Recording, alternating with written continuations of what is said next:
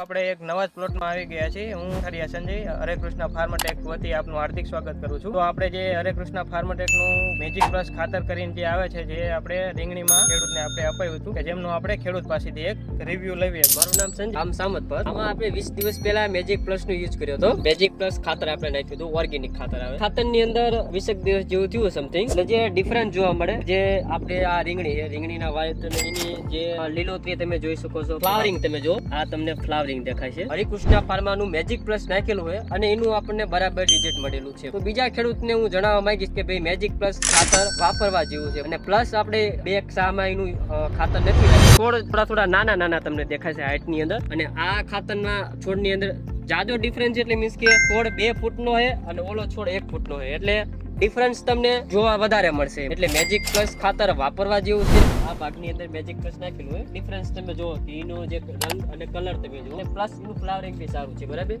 અને આ ભાગની અંદર આપણે એમાં મેજિક પ્લસ આપણે ખાતર નાખેલું છે અને મેજિક પ્લસ ખાતર નથી નાખેલું, બરાબર.